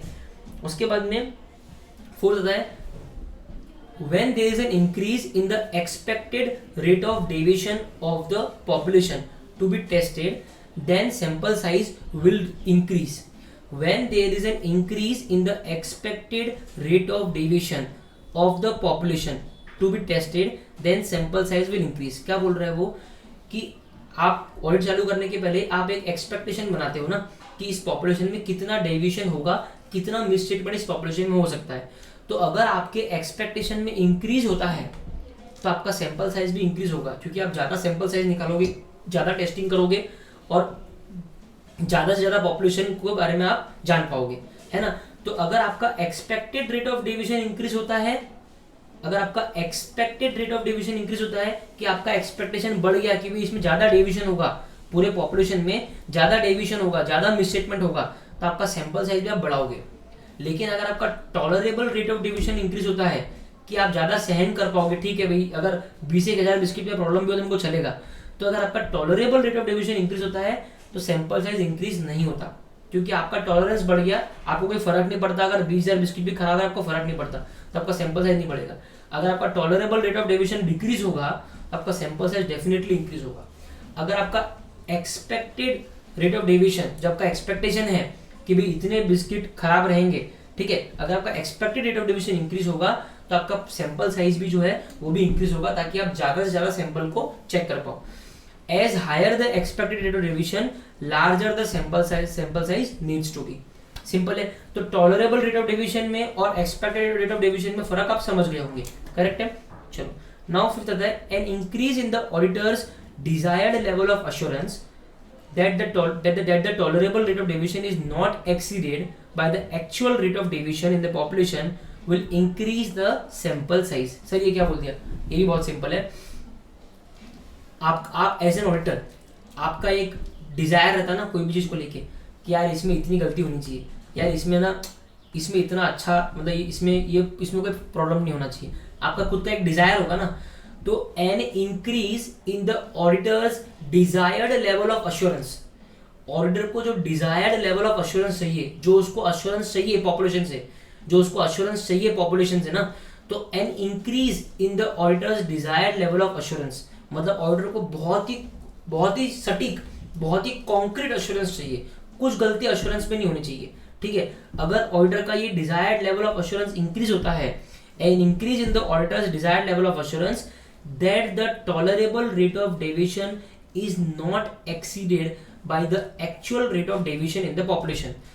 आपका एक tolerable rate of deviation था कि 1 लाख बिस्किट में से 20,000 बिस्किट खराब भी निकल गए तो हमको प्रॉब्लम नहीं है, लेकिन actual rate of deviation मतलब क्या कि actually कितने खराब निकले, ठीक है ना। actually मान लो 25,000 खराब निकल गए, तो ऑडिटर को एक ऐसा अश्योरेंस चाहिए, अगर ऑडिटर का अश्योरेंस इंक्रीज, ऐसा एक इंक्रीज अश्योरेंस, अगर ऑडिटर का जो डिजायर्ड लेवल ऑफ अश्योरेंस है वो अगर इंक्रीज हो जाता है, ठीक है, कि नहीं भाई जो टॉलरेबल रेट ऑफ डेविएशन है ना उससे ज्यादा एक्चुअल रेट ऑफ डेविएशन नहीं होना चाहिए। मतलब 20,000 मेरे को चलते थे ना, मैं 20,000 बिस्किट खराब हुए तो मैं टॉलरेट कर देता था, तो जो एक्चुअल जो बिस्किट खराब होंगे वो 20,000 से कम ही रहने चाहिए, ठीक है। तो ये अश्योरेंस मेरे को एकदम अच्छा चाहिए, अगर ऐसा है तो आपका सैंपल साइज भी इंक्रीज होगा, ठीक है। लास्ट क्या है, in case of large populations the actual size of population has little if any effect on the sample size. Large population के केस में जो एक्चुअल साइज ऑफ पॉपुलेशन है उसका सैंपल साइज पे कोई इंपैक्ट नहीं होता। For small populations however audit sampling may not be as efficient as alternative means of obtaining sufficient और अप्रोप्रिएट ऑडिट एविडेंस। सिंपल सा पॉइंट है कि अगर लार्ज पॉपुलेशन होगा तो ऑडिट सैंपलिंग करेंगे, अगर स्मॉल पॉपुलेशन होगा, ठीक है, तो सैंपलिंग क्यों करेंगे, पूरा पॉपुलेशन ही चेक कर लेंगे ना, बस वो यही बोल रहा है। तो ये सारे पॉइंट्स आपको ध्यान में रखने हैं, इनको फिर से एक बार आप पढ़ लेना, ठीक है। ये चार्ट के थ्रू आपको अच्छे से डन भी हो जाएंगे। नाउ अभी हमने ऊपर बात करी टेस्ट ऑफ कंट्रोल्स की, अभी हम लोग बात करेंगे टेस्ट ऑफ डिटेल्स की, ठीक है। अब इसमें क्या बोलता है, हमने इसके ऊपर टेस्ट ऑफ कंट्रोल्स पढ़ा कि इंटरनल कंट्रोल्स का अगर हम टेस्टिंग कर रहे हैं तो क्या क्या करना है, क्या क्या फैक्टर्स रहेंगे जो सैंपल साइज को इन्फ्लुएंस करेंगे, राइट, इंटरनल कंट्रोल्स की केसेस में। अभी हम पढ़े टेस्ट ऑफ डिटेल्स की। टेस्ट ऑफ डिटेल्स मतलब एक्चुअली पॉपुलेशन के ऊपर सब कुछ करना, टेस्ट ऑफ कंट्रोल्स मतलब पॉपुलेशन पे कुछ नहीं करना, पॉपुलेशन के ऊपर लगे हुए जो इंटरनल कंट्रोल्स है ना उनका टेस्टिंग करना, उनके ऊपर सैंपल लगाना, उनके ऊपर सब कुछ करना। अभी हम लोग एक्चुअली जो टेस्ट ऑफ डिटेल्स करना है पॉपुलेशन के ऊपर उसकी बात कर रहे हैं, ठीक है। अब इसमें पहला पॉइंट क्या बोलता है, the higher the auditor's assessment of risk of material misstatement, ठीक है, जितना ऑडिटर का असेसमेंट जितना हायर रहेगा ना रिस्क ऑफ मटेरियल मिसस्टेटमेंट को लेके कि भाई इस पॉपुलेशन में पक्का कुछ तो कुछ गड़बड़ है ही है, पक्का कुछ तो कुछ मिसस्टेटमेंट है ही है, जितना इसका ऑडिटर का असेसमेंट हायर रहेगा the larger the sample size needs to be, correct है। अगर ऑडिटर को लग रहा है कि यार ये पॉपुलेशन के अंदर ये 1 लाख बिस्किट के अंदर पक्का मटेरियल मिसस्टेटमेंट बहुत हाई है, एक ना एक तो मटेरियल मिसस्टेटमेंट मिलने ही वाला है, अगर ऐसा है तो सैंपल साइज आपको हाई लगाना है ताकि आप बहुत सारी चीजें, बहुत सारे बिस्किट्स चेक करो और आपको अश्योरिटी मिल जाए कि कुछ भी नहीं है, या जो जिसमें भी मटेरियल मिसस्टेटमेंट होगा वो आपको कैच हो जाए, ठीक है। तो the higher the auditor's assessment of risk of material misstatement the larger the sample size needs to be. The auditor's assessment of risk of material misstatement is affected by inherent risk and control risk. Auditor का जो assessment है risk of material misstatement को लेके वो कैसे affect होता है, inherent risk या फिर कंट्रोल रिस्क। इनहेरेंट रिस्क मतलब जो उसका वेरी नेचर है, ठीक है, बिस्किट का नेचर ही है कि कोई ना कोई बिस्किट चोरी हो जाएगा क्योंकि छोटा सा है, जेब में डाल के चले जाओ, ठीक है, तो ये इनहेरेंट रिस्क है। और कंट्रोल रिस्क मतलब इंटरनल कंट्रोल एकदम वाहियात है, ठीक है, कोई इंटरनल कंट्रोल नहीं है। तो ये इनहेरेंट रिस्क और कंट्रोल रिस्क को ध्यान में रख के ही ऑडिटर का assessment of risk of material misstatement जो है वो बनता है, ठीक है। अभी चैप्टर 3 में पूरा कवर आपको होगा, ठीक है। तो पहला पॉइंट बहुत सिंपल है, the higher the auditor assessment of risk of material misstatement the higher the sample size needs to be. The more the auditor is relying on other substantive procedure, ठीक है। अभी सिर्फ सैम्पलिंग एक audit procedure है क्या, नहीं, analytical procedure भी है, हम लोग चैप्टर नंबर 8 में देखने वाले हैं एनालिटिकल प्रोसीजर। तो तरह तरह के ऑडिट प्रोसीजर होते हैं, तरह तरह के सब्सटेंसिव प्रोसीजर अलग अलग होते हैं, ठीक है। तो वो बोल रहा है the more the auditor is relying on other substantive procedure to reduce to an acceptable level the detection risk regarding a particular population, the less the assurance the auditor will require from sampling। बोले जितना auditor का sampling के अलावा दूसरे substantive procedure पे जितना उसका ज्यादा फोकस और रिलायंस होगा उतना ही कम सैंपल साइज होगा, क्योंकि उतना ही कम उसका रिलायंस सैम्पलिंग पे होगा ना। नहीं समझे क्या? सब्सटेंसिव प्रोसीजर में सिर्फ सैम्पलिंग अकेला नहीं होता, सैम्पलिंग के अलावा एनालिटिकल प्रोसीजर होते और तरह तरह के प्रोसीजर होते। अगर ऑडिटर सैम्पलिंग के अलावा अदर सब्सटेंसिव प्रोसीजर्स के ऊपर ज्यादा रिलाई कर रहा है तो सैम्पलिंग में उतना सैंपल निकाल के चेक करके कोई मतलब नहीं है, क्योंकि ऑडिटर वैसे भी उसको देखने वाला नहीं है, ठीक है। तो the more the auditor is relying on other substantive procedure to reduce to an acceptable level the detection risk regarding a particular population, the less assurance the auditor will require from sampling and therefore the smaller the sample size can be। जितना दूसरों पे वो rely करेगा उतना ही कम assurance उसको sampling से चाहिए, and hence अगर सैम्पलिंग से कम अश्योरेंस चाहिए तो सैंपल साइज भी कम हो सकता है। थर्ड क्या है? N increase in the auditors desired level of assurance, N increase in the auditors desired level of assurance that tolerable rate of misstatement is not exceeded by the actual misstatement in the population will increase the sample size। ये हमने ऊपर ही पढ़ा था कि जितना उसका ज्यादा Dzire रहेगा, ठीक है, कि जितना उसको ज्यादा अश्योरेंस चाहिए कि जो टॉलरेबल रेट ऑफ मिसस्टेटमेंट है is not exceeded by actual misstatement, जितना ज्यादा उसको अश्योरेंस चाहिए कि जो टॉलरेबल मिसस्टेटमेंट था कि भाई इतने बिस्किट खराब भी तो चलता मेरे को, ठीक है, वो एक्चुअल मिसस्टेटमेंट ज्यादा है, ठीक है। ये चीज का उसको जितना अश्योरेंस चाहिए उतना ही ज्यादा सैंपल साइज उसको चेक करना पड़ेगा, करेक्ट है। अगर tolerable rate of misstatement actual misstatement ज्यादा है सब कुछ ठीक है, क्योंकि वो तो टॉलरेबल उसने ऑलरेडी मान के चल रहा था कि इतने खराब रहने वाले हैं, उसके लिए वो मेंटली प्रिपेयर्ड था। अगर उससे कम खराब निकले तो ऑर्डर को सब कुछ ठीक है, एकदम बढ़िया है, एकदम सब खुशी मंगल है एकदम, राइट ना। तो अगर उसका ये डिजायर ज्यादा है, उसको ज्यादा अश्योरेंस चाहिए कि भाई टॉलरेबल मिसस्टेटमेंट जो है वो एक्चुअल मिसस्टेटमेंट ज्यादा है, इसका उसको ज्यादा अश्योरेंस चाहिए, तो हैंस ये अश्योरेंस प्राप्त करने के लिए उसका सैंपल साइज बढ़ाना पड़ेगा, ठीक है। उसके बाद में N increase in the tolerable misstatement will decrease the sample size. Same कहानी है, टॉलरेबल मिसस्टेटमेंट बढ़ेगा सैंपल साइज कम होगा, ठीक है। ये भी हमने ऊपर पढ़ा था। The greater the amount of misstatement the auditor expects to find in the population, the larger the sample size needs to be। ठीक है, अगर उसको ऐसा लग रहा है ये पॉपुलेशन के अंदर बहुत सारे मिसस्टेटमेंट होने वाले हैं तो उसका सैंपल साइज ऑलरेडी ज्यादा रहना चाहिए। ये भी हमने ऊपर डिस्कस किया था कि जितना ज्यादा मिसस्टेटमेंट, जितना ज्यादा उसको एक्सपेक्ट कर रहा है ऑडिटर, जितने ज्यादा मिसस्टेटमेंट होने वाले हैं उतना ही ज्यादा सैंपल साइज उसको लेना पड़ेगा। क्यों? ताकि वो ज्यादा से ज्यादा सैंपल को चेक करे और अपना एक एक्यूरेट कंक्लूजन पास कर पाए, ठीक है। चलो, छठा पॉइंट है when stratification of the population is appropriate then sample size will decrease. ठीक है, पॉपुलेशन का जो स्ट्रैटिफिकेशन अगर एप्रोप्रिएट है, स्ट्रैटिफिकेशन मतलब क्या था कि सिमिलर आइडेंटिफाइंग कैरेक्टरिस्टिक्स वाले आइटम्स को अलग अलग ग्रुप में बना दो, है ना। When stratification of population is appropriate, अगर आपने सही तरीके से ग्रुप्स बना दिए then sample size will decrease. ये हमने डिस्कस किया था कि उनमें से फिर पूरे 10,000 जिमजम चेक करके मतलब ही नहीं है। 10,000 जिमजम में से 1, 2, 10 भी जिमजम चेक करोगे तो बात तो उतनी हुई है, क्योंकि पूरे के पूरे 10,000 जिमजम एक जैसे ही है, ठीक है। तो सैंपल साइज अपने आप डिक्रीज हो जाएगा। As when there is wide range of variability in the monetary size of items in the population, it may be useful to stratify the population। ठीक है, तो ये तो एकदम सिंपल सा पॉइंट था। टेस्ट ऑफ कंट्रोल और टेस्ट ऑफ डिटेल्स में सेम से पॉइंट है।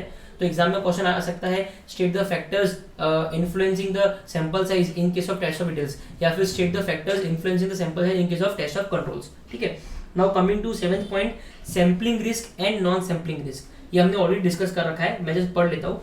Sampling risk, the risk that the auditors conclusion based on a sample may be different from the conclusion if the entire population were subject to the same audit procedure। Sampling risk क्या है कि आपका जो sample के ऊपर conclusion निकाला आपने है, 1 लाख बिस्किट थे, 10,000 सैंपल निकाल लिए थे, 10,000 सैंपल के ऊपर आपने जो ऑडिट प्रोसीजर लगाए हैं उसने आपने एक कंक्लूजन पास किया है, और वही ऑडिट प्रोसीजर अगर आप पूरे 1 लाख पे अप्लाई करते तो उससे भी आप एक कंक्लूजन पास करते। अगर ये दोनों कंक्लूजन अलग अलग होते तो आपका इस रिस्क को कहते हैं सैम्पलिंग रिस्क, ठीक है। नाउ सेकंड आता है sampling risk can lead to two types of erroneous conclusion. Sampling risk से दो तरह के एरोनियस मतलब गलत कंक्लूजन पास हो सकते हैं। पहला, in the case of test of controls that the controls are more effective than they actually are, ठीक है। टेस्ट ऑफ कंट्रोल्स में क्या क्या आप बोल सकते हैं कि आपने कंक्लूजन क्या पास कर दिया कि टेस्ट इंटरनल कंट्रोल्स एकदम इफेक्टिवली ऑपरेट कर रहे हैं, लेकिन वो एक्चुअली इफेक्टिवली ऑपरेट नहीं कर रहे थे, तो ये एक एरोनियस कंक्लूजन हो गया। और टेस्ट ऑफ डिटेल्स में क्या हो गया, that a material misstatement does not exist but in fact it does. और टेस्ट ऑफ डिटेल्स में हमने क्या बोल दिया कि कोई मटेरियल मिसस्टेटमेंट पॉपुलेशन में नहीं है, हालांकि इनफैक्ट वो है। तो ये एक एरोनियस कंक्लूजन आपका टेस्ट ऑफ कंट्रोल्स और टेस्ट ऑफ डिटेल्स में हो गया। दूसरा क्या बोलता है, in case of test of control that the controls are less effective than they actually are, और in case of test of details that a material misstatement exist when in fact it does not exist, ठीक है। तो दोनों तरफ से negative और positive बात कर दिया। तो sampling risk can lead to two types of erroneous conclusion. एक कि मिसस्टेटमेंट है बट एक्चुअली वो मिसस्टेटमेंट नहीं है, ठीक है। दूसरा कि मिसस्टेटमेंट नहीं है बट एक्चुअली मिसस्टेटमेंट है ना। और टेस्ट ऑफ कंट्रोल के केसेस में कि एक कि कंट्रोल्स इफेक्टिवली ऑपरेट कर रहे हैं बट एक्चुअली वो नहीं कर रहे हैं, दूसरा कि कंट्रोल्स इफेक्टिवली ऑपरेट नहीं कर रहे हैं बट एक्चुअली वो लोग कर रहे हैं। सिंपल है। चलो now we come to sample selection methods. हमने स्टैटिस्टिकल सैम्पलिंग पढ़ा था, अब स्टैटिस्टिकल सैम्पलिंग में भी अलग अलग तरीके के सैंपल सिलेक्शन मेथड्स हैं, ठीक है। अब वो क्या क्या है, एक है सिंपल रैंडम सैम्पलिंग। क्या है? Simple random sampling. Under this method each unit of the population, ठीक है, has an equal chance of being selected. Simple random sampling बहुत ही ईजी है, सब कुछ रैंडम है, कोई साइंस ही नहीं है, सब कुछ रैंडम है। बस अपने एक चिट्स निकाल ली, 1,00,000 यूनिट्स है, 1,00,000 यूनिट्स का 1,00,000 चिट्स है, ठीक है। तो चिट्स निकाल ली, कोई भी 10,000 चिट निकाल ली, जो भी नंबर का चिट आया वो नंबर का आइटम सैम्पलिंग में ले लिया। तो under this method each unit of population has an equal chance of being selected. Each item in the population is selected by use of random number table, either with the help of a computer or picking up a number in a random way. This method is considered appropriate provided the population to be sampled consists of reasonably similar units and fall within a reasonable range. ये बहुत अच्छा method है, लेकिन कब? जब sample जितने भी units है ना वो आपस में सिमिलर ही है, सब बिस्किट्स ही है तो कोई प्रॉब्लम नहीं है। लेकिन मान लीजिए बिस्किट भी होते हैं, मिल्क पाउडर भी होते हैं, शुगर भी होते हैं, तो इनके कैरेक्टर से सिमिलर है क्या? नहीं। तो फिर सिंपल रैंडम सैम्पलिंग में ये हो सकता था कि सारे के सारे सैंपल जो निकल गए वो बिस्किट के निकल गए और मिल्क पाउडर का और शुगर का वो सैंपल निकला ही नहीं, ठीक है। तो सिंपल रैंडम सैम्पलिंग कब काम आती है? जब वो लोग सिमिलर आइटम्स हो, ठीक है। तो बहुत सिंपल है।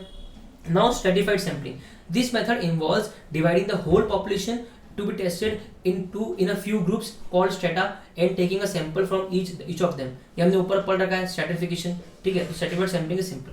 नाउ इंटरवल सैम्पलिंग और सिस्टमैटिक सैम्पलिंग, इसमें क्या होता है कि इंटरवल में होता है हर 5वां प्रोडक्ट हम लोग सिलेक्ट कर लेंगे, लेकिन फर्स्ट नंबर का बिस्किट सिलेक्ट कर लिया, ठीक है। अब 5th नंबर का बिस्किट सिलेक्ट कर लिया, 10 नंबर का कर लिया, 15 का कर लिया, 20 का कर लिया, तो इंटरवल्स में सिलेक्शन होगा। Systematic selection is a selection method in which the number of sampling units in the population is divided by the sample size to give a sampling interval, ठीक है। मान लीजिए 1,00,000 का पॉपुलेशन है और आपको 10,000 का सैंपल साइज है, 1,00,000 डिवाइडेड बाय 10,000 कितना होता? 10 होता। तो हर 10वां यूनिट हम लोग सेलेक्ट कर लेंगे। तो वही वो बोल रहा है, systematic selection is a selection method in which the number of sampling units in the population is divided by the sample size. Sample size से डिवाइड कर देते हैं to give a sampling interval, ठीक है। Monetary unit sampling, it is a type of value weighted selection in which sample size selection and evaluation result in a conclusion in monetary amount. Monetary amount के basis पे sample size select करते हैं, तो ज़्यादा value का amount रहेगा उसको sample में ले लेंगे, तो monetary unit sampling. Haphazard sampling, haphazard selection in which the auditor selects the sample without following a structured technique. अब हैफाजार्ड सैम्पलिंग जो है ना, ये नॉन स्टैटिस्टिकल सैम्पलिंग वाला पार्ट है, ये नॉन स्टैटिस्टिकल सैम्पलिंग है, ठीक है। जो हमने ऊपर पढ़ा था, जो ऑडिटर के ऑब्जेक्टिविटी और ऑडिटर के पर्सनल बायस के ऊपर, ऑडिटर के नॉलेज के ऊपर, ऑडिटर के एक्सपीरियंस के ऊपर डिपेंडेंट है। तो haphazard sampling, haphazard selection in which the auditor selects the sample without following a structured technique. कोई भी स्ट्रक्चर्ड टेक्निक नहीं है, अपने मन से सिलेक्ट कर लेता है। Although no structured technique is used, the auditor would nonetheless avoid any conscious bias और प्रेडिक्टेबिलिटी। भले ही कोई स्ट्रक्चर्ड टेक्निक यूज नहीं हो रही है, बट ऑडिटर हर बार ये चाहेगा कि कोई भी बायस के थ्रू या फिर एक प्रेडिक्टेबिलिटी के थ्रू वो सैंपल ना निकाले, वो हर बार उतना खुद को उसको ऑब्जेक्टिव रहना पड़ेगा, ठीक है। उसके बाद आता है block sampling. This method involves selection of a block of contiguous items from within the population. Block selection cannot ordinarily be used in audit sampling because most populations are structured such that items in a sequence can be expected to have similar characteristics to each other but different characteristics from items elsewhere in the population। क्या बोल रहा है, block sampling बहुत simple है। तो इसमें क्या होता है कि सिमिलर आइटम्स के ब्लॉक बन जाते हैं, ठीक है। मतलब ब्लॉक मतलब क्या कि सिमिलर सीक्वेंस में लाइक 1 से लेके 15 तक जितने भी बिस्किट्स है, नंबर 1 से लेके नंबर 15 तक वो सारे ले लेंगे, फिर नंबर 30 से लेके नंबर 40 तक वो सारे ले लेंगे। तो इसमें वो क्या बोल रहा है कि जितने भी आसपास में ये नंबर होंगे ना, जैसे जिम जैम है तो सारे जिम जैम एक के पीछे एक ही होंगे, तो नंबर 1 इज जिम जैम तो नंबर 2 भी जिम जैम ही होगा।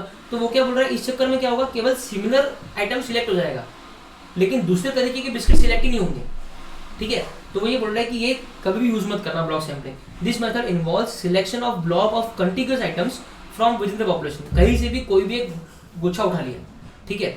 Block selection cannot ordinarily be used in audit sampling because most populations are structured such that items in sequence can be expected to have similar characteristics। जो एक के पीछे एक हो वो सेम बिस्किट ही होंगे, ठीक है, but different characteristics from items elsewhere in the population. तो उससे क्या होगा, केवल एक ही गुच्छे के बिस्किट सिलेक्ट हो जाएंगे, उसी में सैम्पलिंग हो जाएगा और उसी के बेसिस पे पूरे पॉपुलेशन के ऊपर रिजल्ट पास हो जाएगा और फिर सैम्पलिंग रिस्क बढ़ जाएगा, ठीक है। उसके बाद में आता है नॉन सैम्पलिंग रिस्क। अब नॉन सैम्पलिंग रिस्क क्या होता है, ये हमने सैंपल सिलेक्शन मेथड ऊपर डिस्कस कर लिया है ना, बहुत सिंपल है, एग्जाम में 2-3 बार आ चुके हैं। नॉन सैम्पलिंग रिस्क क्या होता है, the risk that the auditor reaches an erroneous conclusion for any reason not related to sampling risk. Non sampling risk में क्या होता है कि सैंपल गलत सिलेक्ट हुआ, इसके कारण कंक्लूजन गलत नहीं हुआ। मान लीजिए उसने ऑडिट प्रोसीजर सही तरीके से लगाया नहीं, सही तरीके से चेकिंग नहीं करी, उसके कारण कंक्लूजन गलत हुआ। तो नॉन सैम्पलिंग रिस्क मतलब सैम्पलिंग रिस्क जो है वो प्योरली सैंपल के ऊपर डिपेंडेंट है कि गलत सैंपल निकाल लिया इसके कारण कंक्लूजन गलत हो गया। लेकिन नॉन सैम्पलिंग रिस्क में सैंपल तो सही था, सैंपल तो हमने सही तरीके से निकाला था, लेकिन हमने ऑडिट प्रोसीजर गलत तरीके से लगा दिया, ठीक है। चलो अब क्या है, अब ये आखिरी पार्ट है, ये क्या है, nature and cause of deviations and misstatement. Nature and cause of deviations and misstatement. जो भी डेविएशंस और मिसस्टेटमेंट होंगे, डेविएशन टर्म कब यूज करते हैं, टेस्ट ऑफ कंट्रोल से केसेस में, और मिसस्टेटमेंट वर्ड कब यूज करते हैं, टेस्ट ऑफ डिटेल से केसेस में, ठीक है। टेस्ट ऑफ कंट्रोल में डेविएशन क्यों यूज करते हैं, डेविएशन मतलब जिस तरीके से उस इंटरनल कंट्रोल को काम करना चाहिए था और जिस तरीके से उस इंटरनल कंट्रोल ने काम किया उसको कहते हैं डेविएशन, ठीक है। So nature and cause of deviation and misstatement क्या बोलता है, इन analysing the deviation and misstatement. अब क्या हुआ, पूरा सैम्पलिंग हमने पढ़ लिया, पूरा चैप्टर हमने पढ़ लिया। अब क्या होगा, जो भी हमको सैम्पलिंग लगाने से जो भी हमको रिजल्ट मिला उसका हम लोग अब कंक्लूजन पास करेंगे, राइट। देखेंगे क्या क्या डेविएशन मिला, क्या मिसस्टेटमेंट मिला हमको। तो इन analysing the deviation and misstatements identified the auditor may observe that may have a common feature, ठीक है, कि ये जो हमको डेविएशन या मिसस्टेटमेंट मिल रहे हैं उनमें क्या कोई कॉमन फीचर तो नहीं है, एक ही तरीके के मिसस्टेटमेंट तो नहीं मिल रहे, ठीक है। In such circumstances the auditor may decide to identify all items in the population that possess the common feature. मान लीजिए हम जब आइडेंटिफाई कर रहे थे, हमको मिला कि केवल जिम जैम बिस्किट के जो सैंपल्स है उन्हीं में मिसस्टेटमेंट है, बाकी पार्ले जी, ब्रिटानिया, पार्ले जी, मारी, क्रैक जैक ये सब सही है, सिर्फ जिम जैम के बिस्किट के जो सैंपल्स थे उन्हीं में मिसस्टेटमेंट मिला। तो ऑर्डर क्या करेगा, पॉपुलेशन में से जितने भी जिम जैम के बिस्किट्स है उनको निकाल लेगा, उनको सबको चेक करेगा। तो in such circumstances the auditor may decide to identify all items in the population that possesses the common feature, कि पॉपुलेशन के अंदर ये जो जिम जैम वाले बिस्किट्स है वो कितने हैं, and extend audit procedure to those items, और वो सारे जिम जैम के बिस्किट पे ऑडिट प्रोसीजर अप्लाई करेगा, ठीक है। The auditor shall investigate the nature and cause of any deviation. जो भी डेविएशन होता है उसका नेचर और कॉज क्या है वो ऑडिटर को निकालना चाहिए। In extremely rare circumstances, when the auditor considers a misstatement or deviation discovered in a sample to be anomaly, the auditor shall obtain a high degree of certainty that such misstatement or deviation is not representative of the population. मतलब क्या बोल रहा है वो कि अगर बहुत ही extremely rare circumstance है जब ऑडिटर ये सोचता है कि जो मिसस्टेटमेंट और डेविएशन मिला है सैंपल में ये एक एनोमली है। एनोमली मतलब क्या, रैंडम है, ये जनरली ऐसा मिसस्टेटमेंट होता नहीं है और पॉपुलेशन में इस तरीके का मिसस्टेटमेंट नहीं हो सकता, ठीक है। एनोमली मतलब एकदम ही रैंडम, कुछ तो निकल गया भलते, मान लीजिए इंडिया में कोई बच्चा पैदा हो रहा है, एकदम फॉरेनर पैदा हो गया, तो एकदम अजीब सा कुछ तो है, और हम क्या बोलते हैं कि नहीं नहीं ऐसा बच्चे इंडिया में जनरली नहीं होते, ठीक है। तो वैसा in the extremely rare circumstances when the auditor considers a misstatement और a deviation discovered in sample to be an anomaly, the auditor shall obtain a high degree of certainty that such misstatement is not representative of the population। तो उसको high degree of certainty लेनी चाहिए, ठीक है, कि population के अंदर ऐसा कोई misstatement नहीं है। तो auditor shall obtain this degree of certainty by performing additional audit procedure। additional audit procedure लगाने पड़ेंगे और population में थोड़े से और sample निकालने पड़ेंगे और checking करनी पड़ेंगी इस certainty को लेने के लिए। Anomaly may be defined as a misstatement that is demonstratively not representative of the misstatements in a population। मैंने बताया जब ऑलरेडी कि एनोमली मतलब एनोमली एक ऐसा मिसस्टेटमेंट है तो जनरली उस तरीके के मिसस्टेटमेंट नहीं होते हैं पॉपुलेशन के अंदर। टॉलरेबल मिसस्टेटमेंट क्या है, ये मैंने आपको ऑलरेडी एक्सप्लेन कर रखा है। A monetary amount set bye the auditor in respect of which the auditor seeks to obtain an appropriate level of assurance that the monetary amount set by the auditor is not exceeded by the actual misstatement। एक monetary amount set कर दिया कि भाई 10,000 रुपए तक का अगर misstatement हुआ तो मेरे को चलेगा। अब ऑडिटर का हर बार एक उसको क्या अश्योरेंस लेना है कि जो एक्चुअल मिसस्टेटमेंट है वो 10,000 रुपए से ऊपर नहीं है। और टॉलरेबल रेट ऑफ डेविएशन में क्या बोलता है, a rate of deviation from prescribed internal control procedures set bye the auditor in respect of which the auditor seeks to obtain an appropriate level of assurance that the rate of deviation set by the auditor is not exceeded by the actual rate of deviation in the population। ठीक है, एक rate of deviation auditor ने set कर दिया कि internal control के जो procedures है उससे अगर इतना डेविएशन हुआ तो मेरे को चलेगा, ठीक है। मतलब इंटरनल कंट्रोल में लिखा है कि सिक्योरिटी कैमरा 24 घंटे काम करना चाहिए और अगर 20 घंटे भी काम करे तो मेरे को चलेगा। अब ऑडिटर को क्या एश्योर करना है कि ऐसा कोई भी सिक्योरिटी कैमरा ना हो जो 20 घंटे से कम काम करे, तो उसका जो रेट ऑफ डेविएशन है उससे ज्यादा अगर एक्चुअल रेट ऑफ डेविएशन निकल गया तो गड़बड़ है, ठीक है। सिंपल है, तो ये भी हमने पहले डिस्कस कर लिया था। इस तरीके से हमारा चैप्टर जो है वो कंप्लीट हो जाता है, ठीक है। बहुत ही इंटरेस्टिंग चैप्टर है, बड़ा नहीं है बट इसका हर एक पॉइंट इंपॉर्टेंट है। इस चैप्टर का एमसीक्यू में और ट्रू और फॉल्स में काफी योगदान रहता है और डिस्क्रिप्टिव क्वेश्चन में 1 या 2 क्वेश्चन इसके आ सकते हैं, ठीक है। चैप्टर रीजनेबल है, करने लायक है, बिल्कुल करना चाहिए, ठीक है ना। चलो ऐसे 5:30 हमने यहाँ पे कवर कर लिया। अब हम लोग नेक्स्ट रिविजन लेक्चर में मिलेंगे चैप्टर नंबर 8 के।